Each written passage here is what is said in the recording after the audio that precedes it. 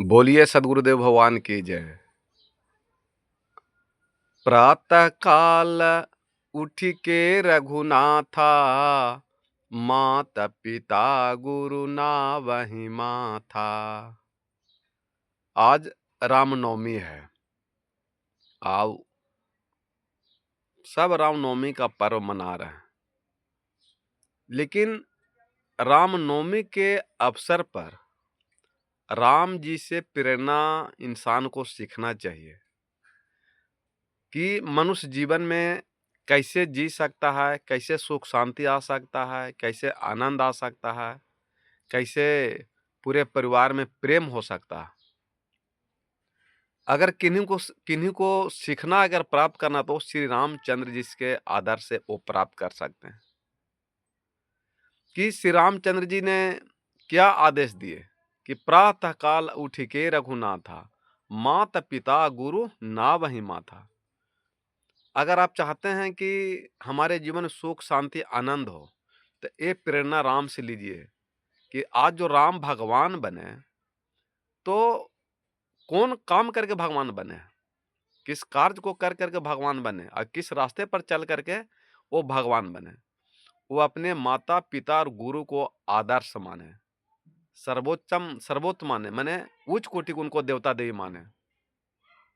और माता पिता को कभी वो दिल दुखाए नहीं, बल्कि माता पिता को खुश करने के लिए वो वन तक के चले गए, राज को ठुकरा दिए। जो श्री रामचंद्र जी को सुबह राज मिलना था कि अयोध्या के राजा राम राजा बनेंगे, लेकिन राता-राती क्या हो गया कि बेचारा उनको वन में जाना पड़ा और वो वन में जाने का स्वीकार कर लिए। तो ये आदर्श हमें राम से सीखना चाहिए। एक भाई के साथ कैसा बर्ताव किया जाता है, ये राम से सीखा जा सकता है। एक माता के साथ कैसे व्यवहार किया जाता है, वो श्री रामचंद्र से सीखा जा सकता है। एक भाई के साथ माने समाज से कहिए, चाहे अयोध्या वासी से कहिए, प्रजा से कहिए, परिवार से, वो सब आदर्श राम से सीख सकते हैं। उनका क्या आदेश था कि प्रातः काल उठ के रघुनाथा, और माता पिता गुरु नावहि माथा। सिर्फ माता पिता को सुबह उठ के पहले प्रणाम करते थे और गुरु के चरण खोजते थे। लेकिन आज यहाँ इस सिद्धांत पर चल रहे हैं। श्री राम रोड पर तो बोल रहे हैं कि जय सिया राम, जय सिया राम, और घर आके कर दे माता पिता की जिंदगी जीना हराम, जीना हराम। यही तो हो रहा है भक्ति। लेकिन आज रामनवमी के अवसर पर राम जी से प्रेरणा लेने की बात है कि वो जो रामायण जो लिखे ने गोस्वामी तुलसीदास, तो शीर्षक का नामे दिए हैं रामचरितमानस। रामचरितमानस नहीं दिए हैं, लेकिन आज राम को चित्र को मान रहे हैं, चरित्र को नहीं मान रहे हैं। दुख का कारण यही है। आप राम को चरित्र को मानिए, आदर्श को मानिए, विचार को मानिए, उनके जो अंदर अच्छे संस्कार थे उसको मानिए, तो आपका उद्धार कल्याण हो सकता है। और कहते थे अपने पिताजी से कि पिताजी हमको कुछ काम दीजिए, हम काम करेंगे।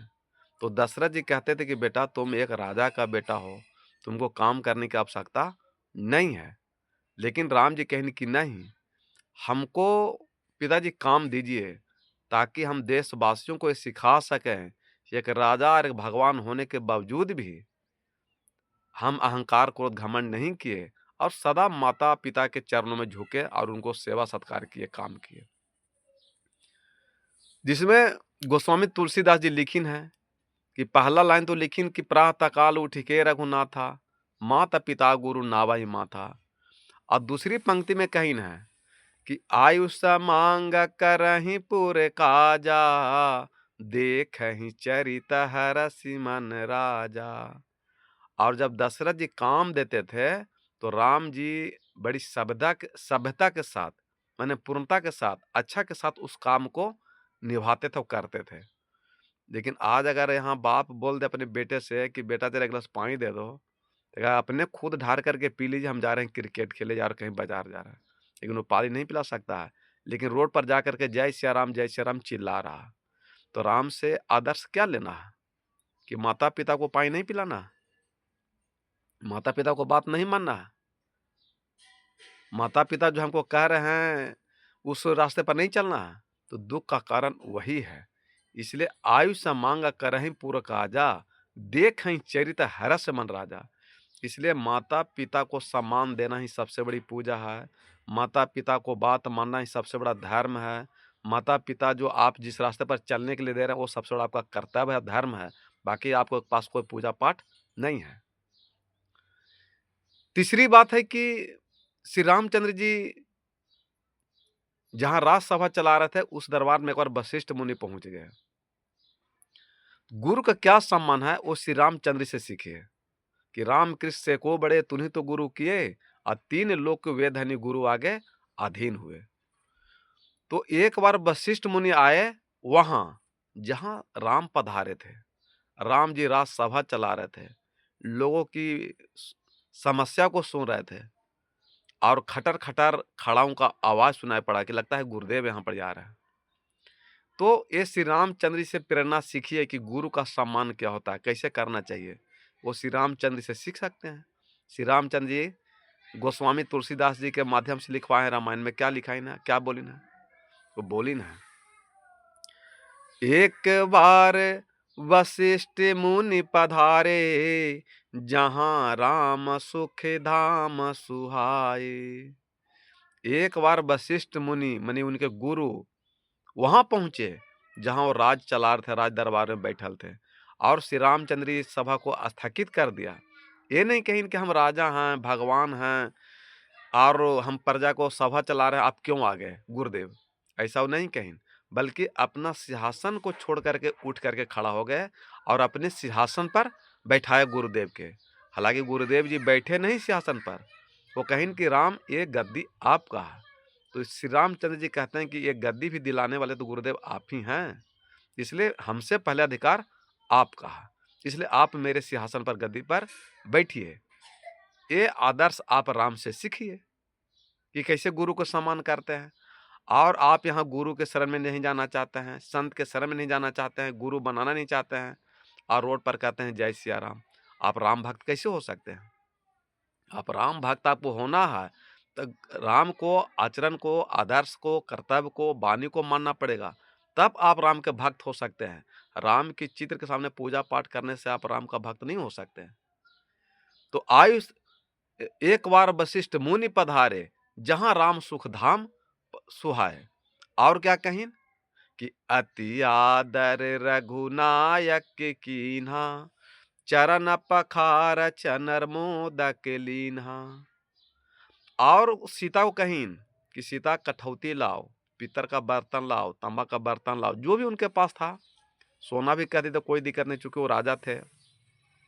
लेकिन श्री रामचंद्र जी ये नहीं कहीं कि नौकर चाकर से मंगाओ बर्तन, किसी और से मंगाओ, बल्कि श्री रामचंद्र जी ने सीता से कहीं कि सीता लाओ कठौता और गुरु जी के चरण पखारो, और गुरु जी के चरण को पखार करके वो चनर मोदक पिए। आज सदगुरु कबीर साहब जो अनुगामी में जो चरण धो करके अमृत पीते हैं या आंख सांख मिलाते हैं, भजन भक्ति करते हैं, तो उसको निंदा शिकायत करते हैं कि देखो इस चरण को धो करके इन लोग पीता ही सब पगला गया। लेकिन वो श्री रामचंद्र से सीखिए आप कि क्या कह रहे हैं कि एक बार वशिष्ठ मुनि आए, जहां राम सुख धाम सोहाए। अति आदर, अति माने क्या होता है, कम की ज्यादा, बहुत ज्यादा, अति आदर रघुनायक की ना। श्री रामचंद्र जी ने इतना उनके आदर मान सम्मान, अति माने बहुत अधिक, बहुत ज्यादा, मैंने हर संभव प्रयास पूरा आदर किया अपने गुरुदेव का। अति आदर रघुनायक किन्हा, चरण पखार चनर मोदक लीना।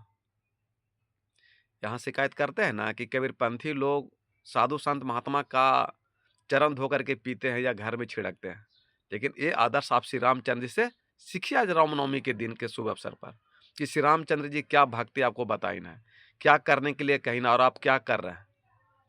जो आप कर रहे हैं इस धरती पर वो श्री रामचंद्र जी कहीं है। आप छठ कर रहे हैं, व्रत कर रहे हैं, पूजा कर रहे हैं, पाठ कर रहे हैं, करवा चौथ कर रहे हैं, सतवन कथा करा रहे हैं, लेकिन वो श्री रामचंद्र जी बोली ना है कहीं प्रातः काल उठ के रघुनाथा, माता पिता गुरु ना वही माथा, आयुष मांग करहीं पूर काजा, देखहीं चरित हरे मन राजा। एक बार वशिष्ठ मुनि आए, जहां राम सुख धाम सुहाए। अति आदर रघुनायक किन्हा, चरण पखार चनर मोदक लिन्हा। और उनके चरण पखार करके पूरे घर में छीटे। तो आप लोग यहाँ जो कबीरपंथी लोग जो चरण पखारते हैं, साधु संत महात्मा की निंदा करते हैं ना, फर्क क्या है कि जो साधु संत महात्मा का चरण पखार करके जो पी रहे हैं, वो उनका स्वभाव अच्छा नहीं है, आचरण अच्छा नहीं है, विचार अच्छा नहीं है।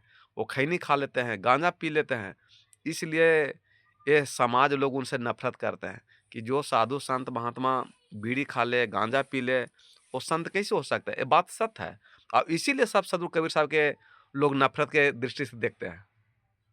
तो उनके अनुयायी जो उनके पुत्र हो गए कबीर साहब के, जो भी संत महात्मा हुए, वो साहब के आचरण के पर नहीं चल रहे हैं, कबीर साहब के विचार पर, आचरण पर नहीं चल रहे हैं।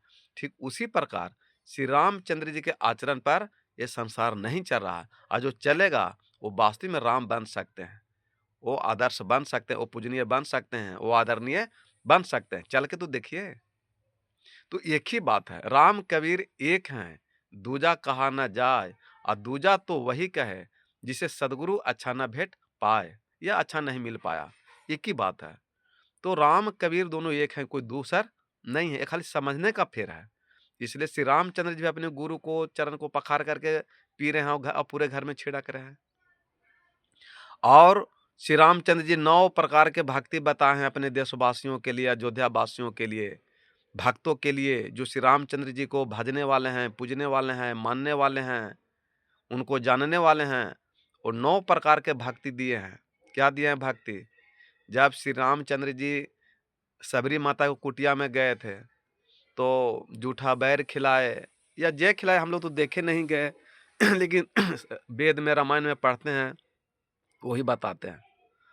तो जब वो जलपान किए, गुड़ पधारे, सुधारे, तो फिर अपने गुरु का स्थान दिखाए सबरी माता। राम जी कहीं इनको स्थान हमको दिखाइए, और दिखाए तब कहीं श्री रामचंद्र जी की प्रभु माता अब हमको आज्ञा दीजिए। तो सबरी माता कहीं कि नहीं, उससे पहले आपको हमको आज्ञा देना पड़ेगा। और राम जी सबरी माता की कुटिया में गए, तो क्यों गए, इस पर कहीं विचार किए हैं?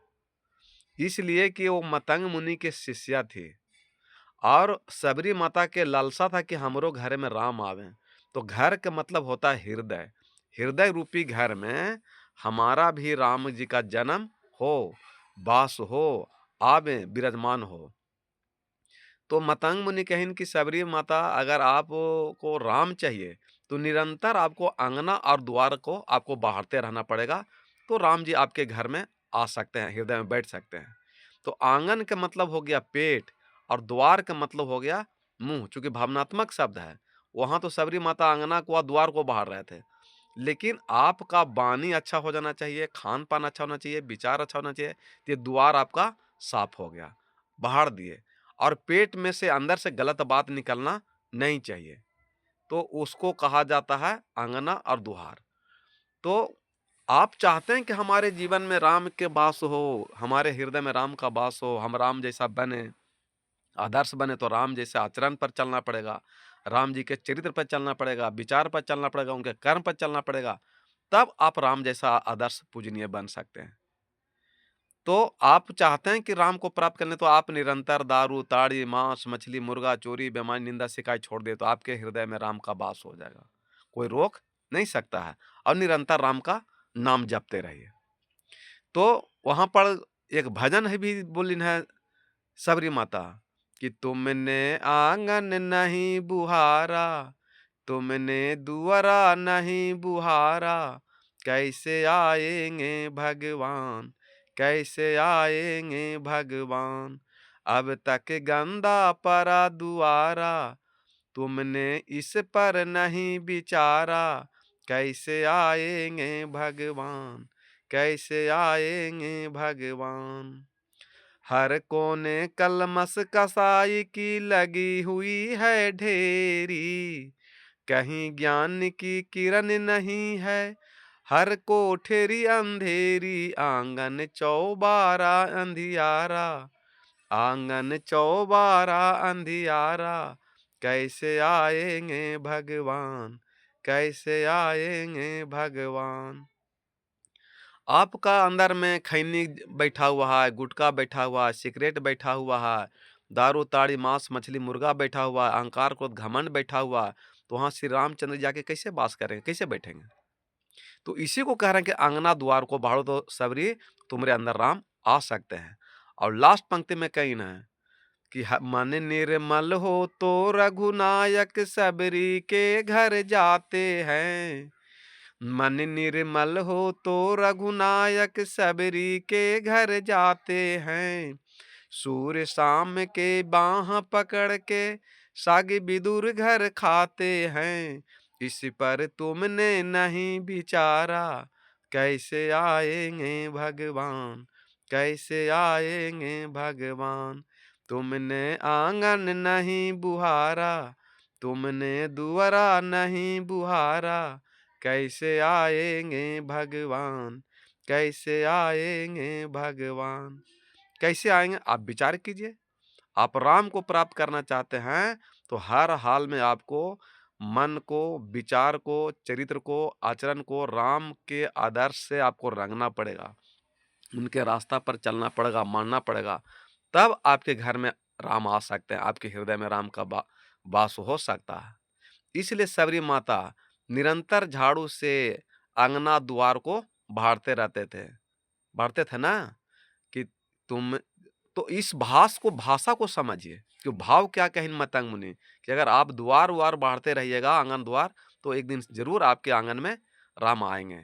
यानी आप सच्चे मन से भजन भक्ति सत्संग कीजिएगा तो निश्चित आपके हृदय में राम का वास होगा।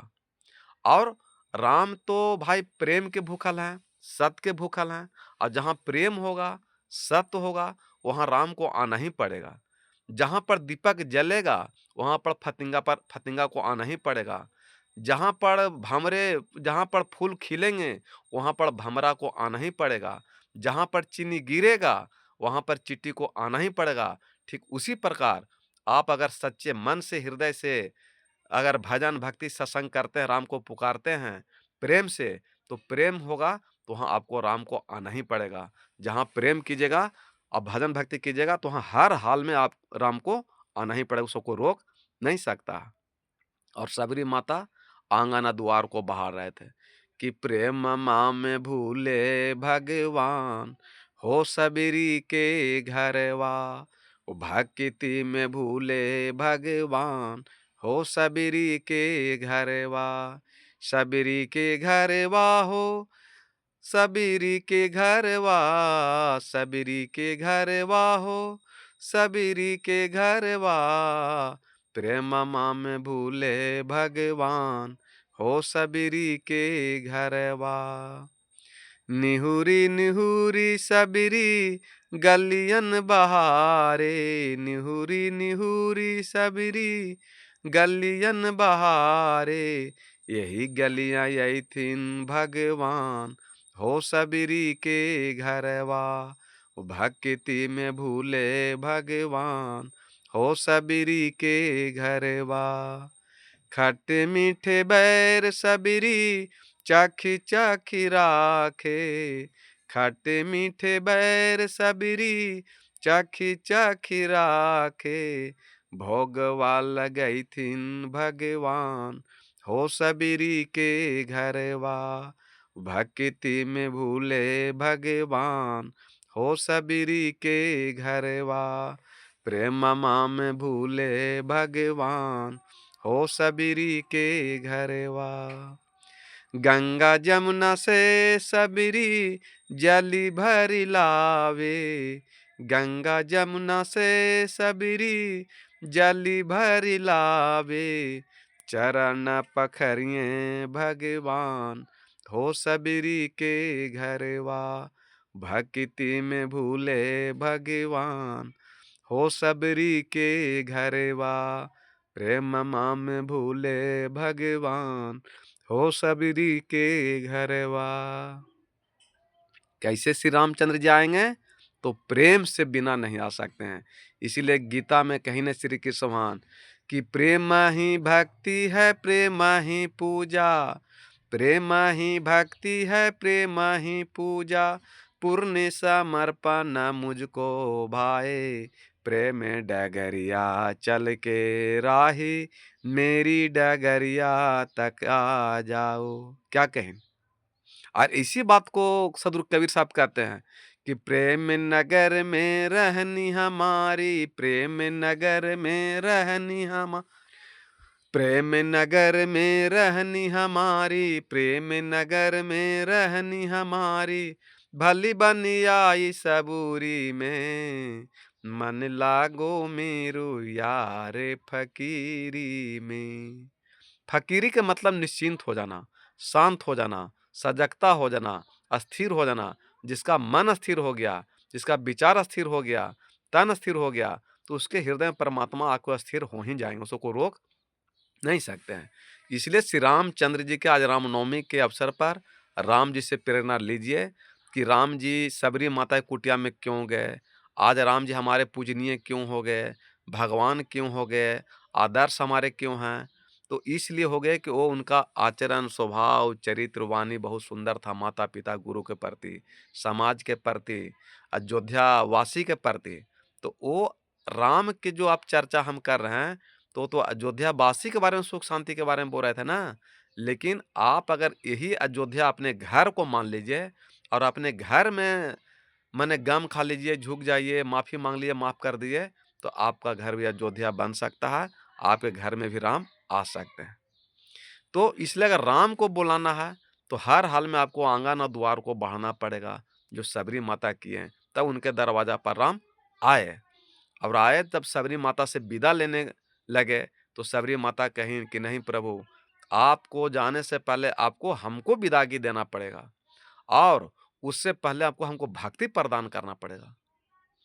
तो श्री रामचंद्र जी बोले कि माता आप तो खुद धर्म के प्रकाष्ठा हैं, आप बचपन से विरक्त होकर के भजन भक्ति सत्संग कर रहे हैं और आप मतंग मुनि के शिष्य हैं, मैं आपको क्या भजन भक्ति सत्संग सुना सकता हूँ, क्या भक्ति दे सकता हूँ। सबरी माता कहीं कि नहीं प्रभु, हमारे मतंग मुनि का आदेश है कि जब श्री रामचंद्र जी आएंगे आपके कुटिया में, तो उनसे भक्ति जरूर लेना। तो जब गुरु के बात आ जाएगा तो राम भगवान न नहीं कर सकते, इसलिए कहते हैं गुरु हैं बड़ा गोविंद से, मन में देख विचार, हरि सिरजे तो बार बार, गुरु सिरजे तो पार। क्योंकि गुरु भगवान से बड़े होते हैं और गुरु का जहाँ बात आ जाएगा, तो वहाँ भगवान को बात मानना पड़ेगा भक्त के, उसमें कोई रोक नहीं सकता है।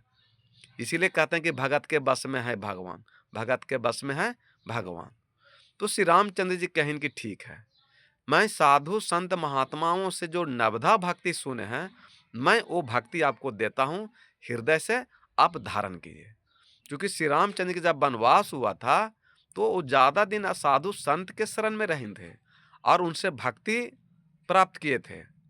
तो जब सबरी माता बोलीं कि आप हमको भक्ति दीजिए, तो श्री रामचंद्र जी कहीं कि हम जो साधु संत महात्माओं से जो भक्ति सुने, नवदा भक्ति, मैं वही भक्ति आपको देता हूँ, हृदय से सबरी माता आप धारण कीजिए। श्री रामचंद्र जी भक्ति दे रहे हैं सबरी माता को 9 प्रकार के भक्ति करने के लिए, और राम जी भक्ति दे रहे हैं कुछ और दिए हैं कुछ और लोग सुने हैं कुछ और कर रहे हैं कुछ और। इसीलिए अर्थ अर्थ से अनर्थ हो रहा है पूरा हिंदुस्तान में कि राम जी को जो मानने वाले, जो सनातन धर्म को मानने वाले, जो कहते हैं कि सनातन धर्म को हम मानते हैं, सनातन धर्म को अगर मानते तो राम के बात जरूर मानते हैं, लेकिन राम के बात आप मान नहीं रहे हैं, इसलिए आप सनातन धर्म को कहाँ मान रहे हैं। सनातन के मतलब है कि प्रत्येक जो आत्मा है वही सनातन है, और आत्मा किसी के प्राणी के हृदय में नहीं हो नहीं सकता है। सभी प्राणियों के अंदर में आत्मा है, और जहाँ आत्मा है वही सनातन है, वही धर्म है। तो अगर आप श्री रामचंद्र जी को मानते हैं, पूजा पाठ करते हैं, उनके आदर्श को मानना चाहते हैं, आज रामनवमी के दिन पर अगर ज्ञान बुद्धि कुछ प्राप्त करना चाहते हैं, तो श्री रामचंद्र जी के सीखिए और उनके आदर्श पर चलिए। श्री रामचंद्र जी आपको क्या भक्ति दिए हैं करने के लिए, सुनिए, हम तो नहीं दिए हैं, या सदगुरु कबीर साहब भी नहीं दे रहे हैं।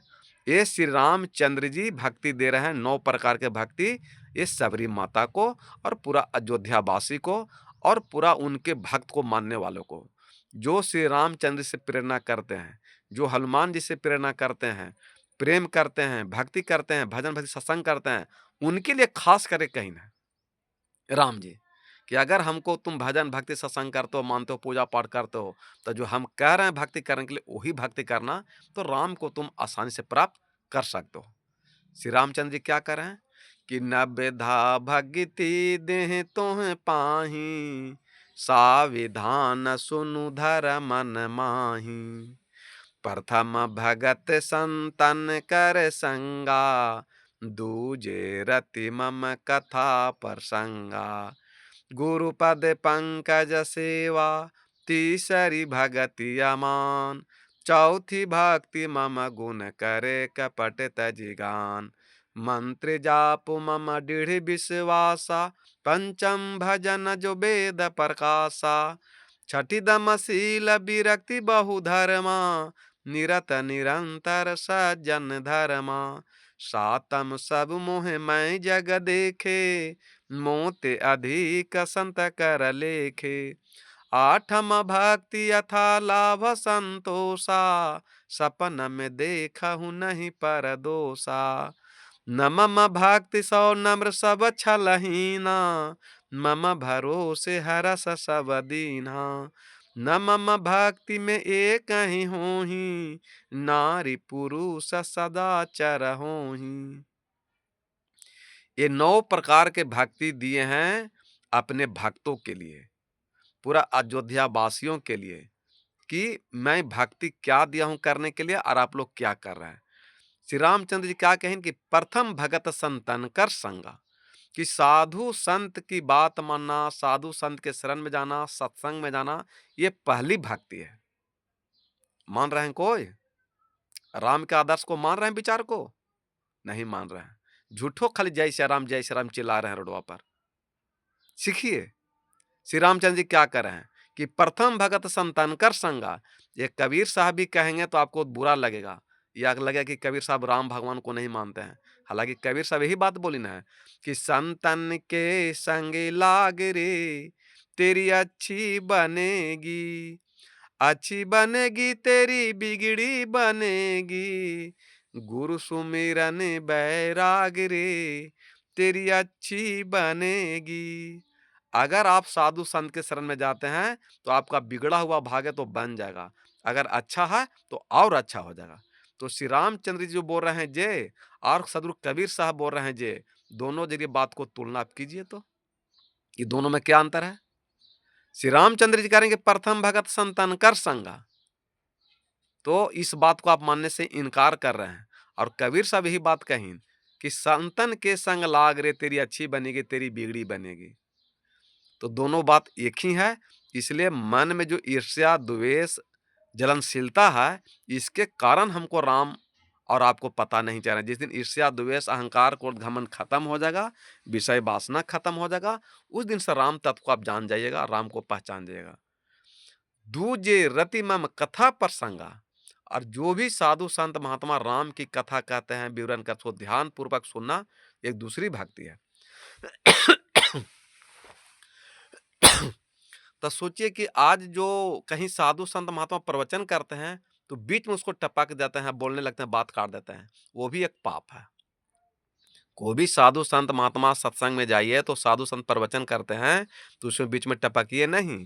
श्री रामचंद्र जी यही आदेश दिए कि दूजी रति मम कथा प्रसंगा। और दूसरी भक्ति है कि उनके प्रसंग को, चर्चा को ध्यान पूर्वक सुनना, ये दूसरी भक्ति है। गुरुपद पंकज सेवा, तीसरी भगति अमान। पंकज माने होता है कमल का फूल। तो कमल का फूल से तुलना क्यों किए? इसलिए कमल का पेड़ रहता है कीचड़ में, जड़, और तन रहता है पानी में, और कमल का फूल ऊपर खिला रहता है। तो जो साधु संत की महात्मा, जो साधु संत महात्मा होते हैं, वो मोह और माया के कीचड़ से, मोह माया के कीचड़ और राग द्वेष के पानी से पृथक होकर जो ऊपर उड़ जाएंगे, वैसे गुरु के चरण को अगर वंदना धो करके आप पीते हैं, चरण अमृत लेते हैं, तो निश्चित आपका उद्धार कल्याण होगा। ये नहीं कि खैनी गुटखा खाए वाला के अगर होते हैं पीते तो कोई फायदा नहीं है। इसलिए गुरु पद पंकज सेवा, तीसरी भगतिमान। साधु संत महात्माओं को सेवा करना चाहिए, उनकी निंदा शिकायत नहीं करना चाहिए, उनको बेइज्जती नहीं करना चाहिए, गलत आचरण पर नहीं करना चाहिए। ये बहुत बड़ा पाप है। आप मेढक बनिएगा, दादुर बनिएगा और चमगादड़ में जन्म होगा साधु संत महात्माओं को निंदा करने वाले, ये श्री रामचंद्र जी कहते हैं, रामायण में लिखा हुआ है, रामचरितमानस में। इसलिए कभी कोई साधु संत महात्मा की निंदा शिकायत मत कीजिए। अगर साधु संत महात्मा अगर गलत कर्म कर रहे हैं तो उसको परिणाम श्री रामचंद्र जी खुद दे देंगे, आपको निंदा शिकायत करने की आवश्यकता नहीं है। क्योंकि वो गलत कर्म कर रहे हैं तो उनका पाप आप अपने माथे पर क्यों ले रहे हैं? इसलिए कभी भी दूसरा की निंदा शिकायत नहीं करना चाहिए, बहुत बड़ा पाप है। इसलिए गोस्वामी तुलसी कही है कि परम धर्म श्रुति विदित हिंसा पर निंदा सब अघन गिरिंसा, कि जीव को मत मारना और दूसरे को निंदा शिकायत करना, ये दो को बहुत बड़ा पाप है। ये राम से सीखिए प्रेरणा से रामनवमी के शुभ अवसर पर कि श्री रामचंद्र जी क्या कहते हैं। चौथी भक्ति मम गुण करे कपट तजी गान। चौथी भक्ति वो भी है कि जो भी आप देवता देवी को पूजा पाठ करते हैं वो मन में छल कपट नहीं होना चाहिए। अगर छल कपट रहेगा तो आप राम को प्राप्त नहीं कर सकते हैं, शिव को प्राप्त नहीं कर सकते हैं, हनुमान को प्राप्त नहीं कर सकते हैं, दुर्गा देवी को प्राप्त नहीं कर सकते हैं, बुद्ध महावीर को प्राप्त नहीं कर सकते हैं। तो इसलिए मन में छल कपट नहीं होना चाहिए। इसलिए श्री रामचंद्र की कि निरमल मन जाना सो मोहे पावा, मोहे कपट छल छिद्र न भावा। श्री रामचंद्र जी कहते हैं कि जिसका मन निर्मल हो गया, पवित्र हो गया, आचरण चरित्र इज्जत पवित्र हो गया, वो श्री रामचंद्र जी को आसानी से प्राप्त कर सकता है और राम को आसान से प्राप्त कर सकता है। वो मुझे भाता है। निर्मल मन जन सोम पावा, जो उसका मन निर्मल हो गया, आचरण पवित्र हो गया, वाणी पवित्र हो गया, खान पान पवित्र हो गया, वो राम को आसानी से प्राप्त कर सकता है। और दूसरी लाइन में कहते हैं कि मोहे कपट छल छिद्र न भावा, और जिसके मन में छल कपट है, बेमनस है, झूठ है, सच है, राग है, द्वेष है, निंदा है, शिकायत है, वो हमको भाता नहीं है। या दारू ताड़ी मांस वो हमको भा नहीं सकता, कहीं प्राप्त नहीं कर सकता हो। चाहे वो शहर रहे, चाहे भूखा रहे, चाहे प्यासा रहे, एक जन्म का हजारों जन्म में भी अगर आप भूखल प्यासल राम को प्राप्त करने के लिए प्रयास कीजिएगा तो कभी प्राप्त नहीं कर सकते हैं। तो राम को प्राप्त करने का एक ही रास्ता है कि आपका मन निर्मल हो, आचरण निर्मल हो, वाणी निर्मल हो, खान पान निर्मल हो, पवित्र हो, शुद्ध हो, तो राम को आप प्राप्त कर सकते हैं। दूसरा कोई उपाय नहीं है। तो श्री रामचंद्र से एक भक्त प्रश्न पूछ दिया कि प्रभु, आपके पास ऐसा कोई भक्त है जो आपको मान सम्मान नहीं दिया, छल कपट किया है? कहेन कि हाँ है। कहेन कौन? कहेन कि हनुमान। हनुमान से मेरा कोई प्रिय भक्त नहीं है, वो भी एक बार मेरे साथ छल कपट किया था, तब मैं उसको उठाया, गले नहीं लगाया था, छोड़ दिए थे। तो कोई प्रमाण आपके पास है? कहेन कि है। तो काफ़ी जरा हमको दीजिए। तो श्री रामचंद्र जी बता रहे हैं कि जब सबरी माता से मिलने के बाद जब ऋषिमुख पर्वत पर गए थे, तो बाली के डर से सुग्रीव जी ऋषिमुख पर्वत पर रहते थे। उनके पत्नी को जबरन रख लिया था उसका भाई और मारपीट को भगा दिया था। तो सुग्रीव जी, नल और नील और जामवंत और हनुमान जी 4 मंत्रियों के साथ वहाँ रहते थे। तो सुग्रीव देखे कि नीचे 2 धनुष बाण लेके घूम रहे हैं। तो वो तो भैया के डर के मारे भागिन थे, बाली के डर से। लेकिन आदमी जिसको साँप से डर लग जाता है तो छुछुनरियों कहीं खुरखुराता है चूहा तो उसको डर लगता है। तो सुग्रीव जो वहाँ बेचैन हो गए। तो हनुमान को खोजे लगे, संकट मोहे नाम तिहारो, है ना? जब दुःख पड़ता है तो हनुमान जी को खोजते हैं लोग। तो सुग्रीव जी खोजे लगे। तो कहेन कि देखो 2 नीचे पहाड़ी के नीचे तराई में 2 आफत घूम रहा है। जाओ इसको पता करो कि कौन है। कहीं बाली भैया तो नहीं भेजिन है? तो हनुमान जी वहाँ पर जो है गईन हैं, बोलीन किसी को भेद जानना हो या किसी को गुप्तर बन के जाना है तो कुछ रूप चेंज करके जाना पड़ता है।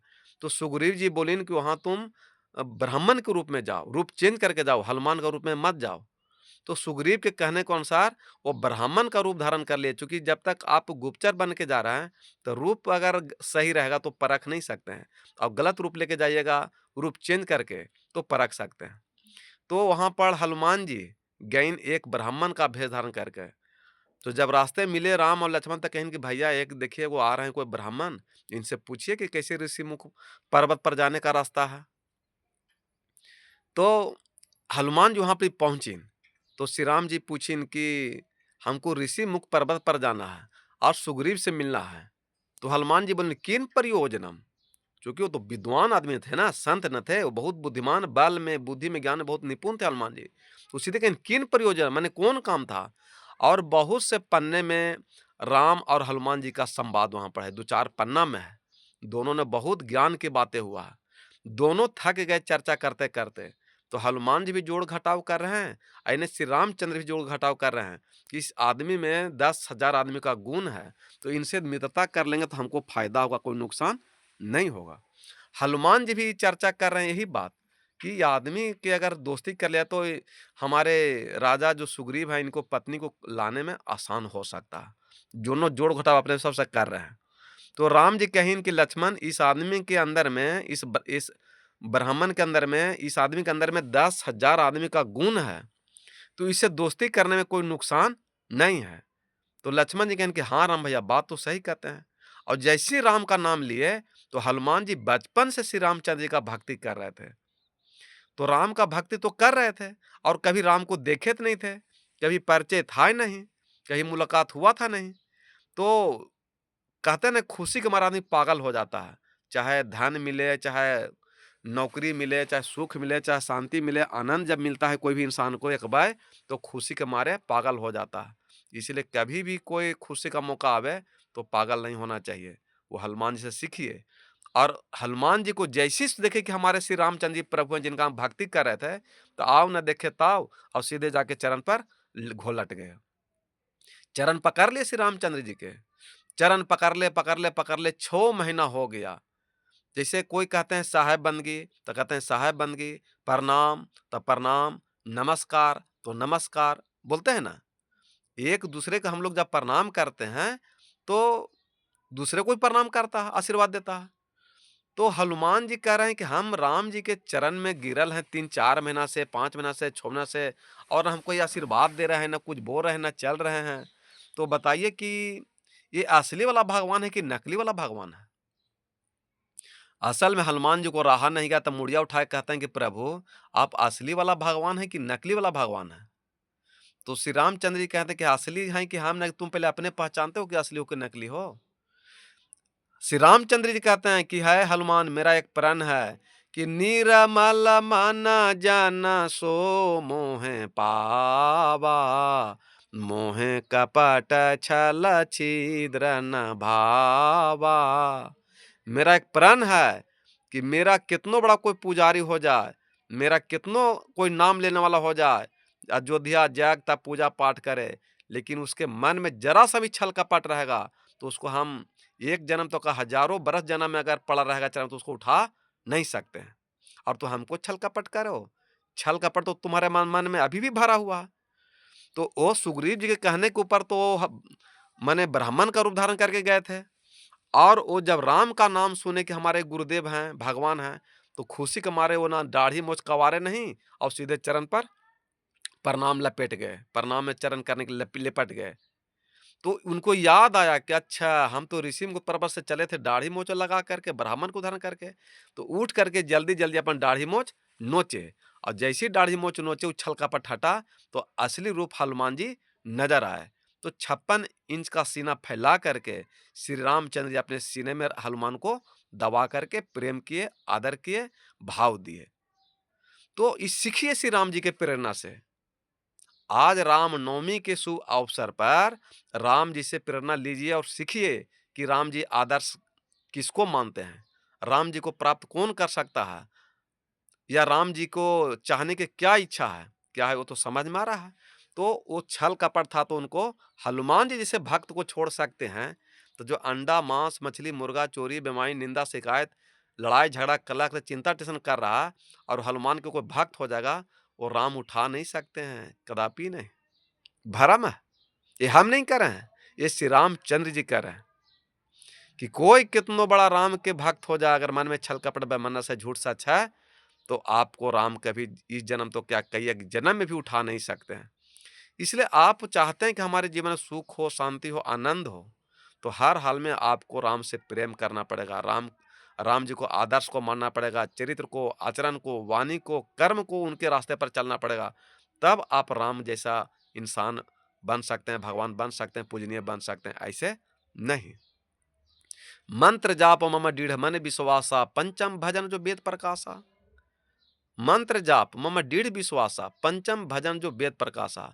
आपके अंदर में एकदम दृढ़ विश्वास होना चाहिए कि हम हर हाल में जिस देवता को भजन भक्ति सत्संग कर रहे हैं उनको हम प्राप्त कर लेंगे। चाहे जो देवता को आप पूजा पाठ कीजिए, लेकिन एक ही देवता को आपको जपना है। 10 देवता को पूजा पाठ करने से आपको कल्याण नहीं होगा। इसलिए हनुमान जी कहने कि और देवता चितना धनी हनुमत से ही सर्व सुख करें। कि अगर हनुमान जी के शरण में चल गए हो तो फिर छठ मैया, दुर्गा देवी, राम, शिव, कृष्ण के पास पूजा पाठ करने की आवश्यकता नहीं है। और यही बात सदगुरु कबीर साहब कहते हैं कि हरिहर आदि ब्रह्म हैं, जगत पूज जो कोई, और सतगुरु की पूजा की तो सबकी पूजा हो।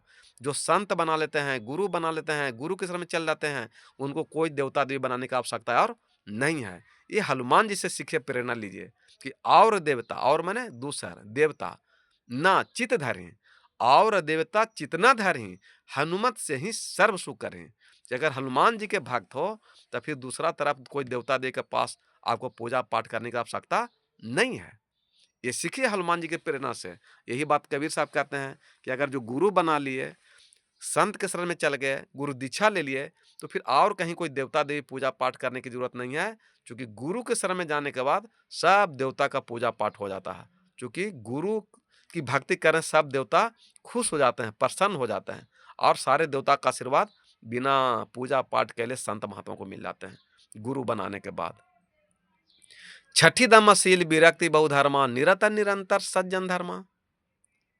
शील माने आचरण, आपका आचरण अच्छा होना चाहिए, विचार अच्छा होना चाहिए। ये नहीं कि खैनी गुटखा खाने वाला आचरण होना चाहिए। छठी दमशील, आप जो भक्ति कर रहे हैं उसमें दम होना चाहिए। तो दम कब होगा? जब आपका विचार ठीक होगा, आचरण सही होगा, खान पान सही होगा, रहन सहन सही होगा।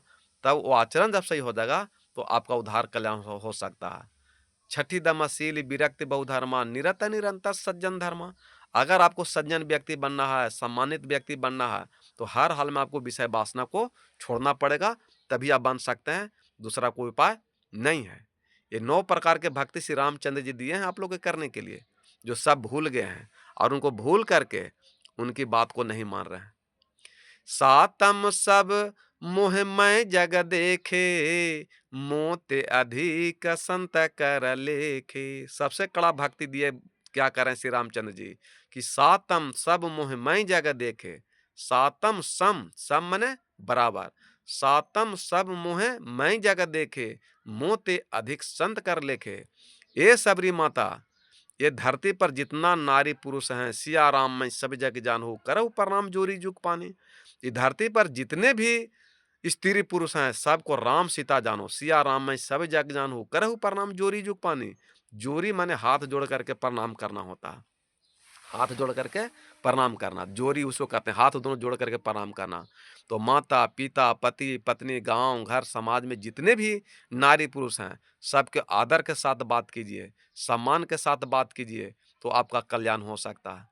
हैं? जैसे आज हम लोग घर में सबको प्रणाम पाती करते हैं, चाहे बड़ा हो चाहे छोटा हो। ये श्री रामचंद्र जी तो सीखे हैं, प्रेरणा उनसे लिए हैं। सबसे साहेब बंदगी करते हैं, चाहे बड़ा हो छोटा हो, गांव में कोई भी इंसान हो, गांव घर समाज बाजार जहाँ भी जाते हैं, हम लोग सब संत होकर के सबको प्रणाम खुद पहले ही करते हैं। चाहे बड़ा हो छोटा, साहेब बंदगी साहेब बंदगी साहेब बंदगी करते हैं। ये हम श्री रामचंद्र से ही सीखे हैं, प्रेरणा लिए हैं कि सिया राम मैं सब जग जानहु, करहु प्रणाम जोरी जुग पानी। कि धरती पर जितने भी नारी पुरुष हैं, सबको हाथ जोड़ के प्रणाम करना है।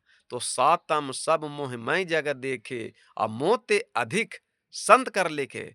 ये सबरी माता, कोई साधु संत महात्मा आ जाए तो राम को वहां पर छोड़ देना, और साधु संत महात्मा गुरु को चरण पखारना, पूजा पाठ करना, वंदना करना। तो मोते अधिक संत कर, अधिक मने ज्यादा। तो कह रहे हैं श्री रामचंद्र जी कि अगर साधु संत महात्मा आ जाए तो देवता से बड़ा उनको समझना। इसलिए सदगुरु कबीर साहब करेंगे, गुरु हैं बड़ा गोविंद से, मन में देख विचार, हरि सिरजे तो बार बार, गुरु सिरजे तो पार।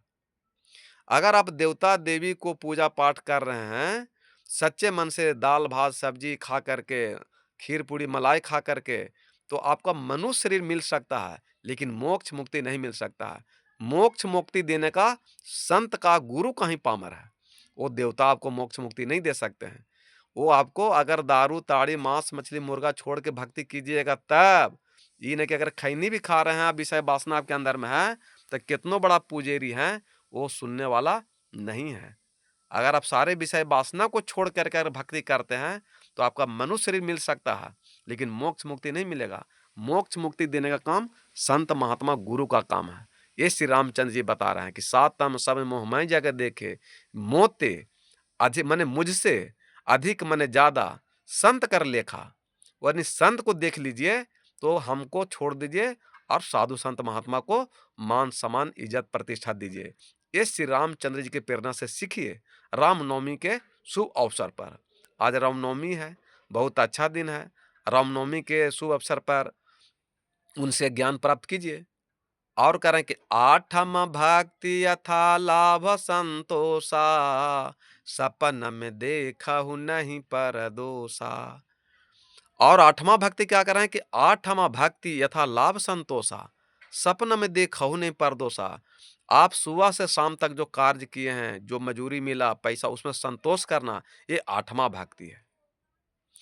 जितना आप अपना मेहनत कर रहे हैं, दिन भर रात भर जो मेहनत करते हैं, जो धन संपत्ति परिवार मिला है, उसमें संतोष करना, ये आठवां भक्ति है। और क्या कहीं कि सपनों में देखहु नहीं परदोसा, सपनों में माने रात में सुतल भी हैं तो किसी बुराई को मत देखिए। और आज हम लोग गांव घर समाज में दिन में दूसरा की निंदा शिकायत करते हैं कि फलनमा के पत्नी ऐसा है, तो फलनमा के पति ऐसा है, तो ओकर बेटी ऐसा है, तो ओकर फलनमा के घर में ऐसे हो गया। ये आप पाप बटोर लिए। ये प्रेरणा श्री रामचंद्र से सीखिए कि आठवां भक्ति यथा लाभ संतोषा, सपनों में देखहु नहीं परदोषा। सपनों में भी किसी को दूसरे ऊपर दोष नहीं देखना चाहिए। और यही बात अगर सदगुरु कबीर साहब कहते हैं तो कहते हैं कबीर पंथी लोग कहा, कबीर साहब कहा। तो ये प्रेरणा हम श्री रामचंद्र जी से सीखे हैं। लेकिन आप लोग नफरत करते हैं तो हम लोग क्या कर सकते हैं। तो चाहे कबीर साहब सत्य बात बोलें, चाहे श्री रामचंद्र जी सत्य बोलें, चाहे कृष्ण भान सत्य बोलें, चाहे जो सत्य बोलें, एक ही बात है। नमः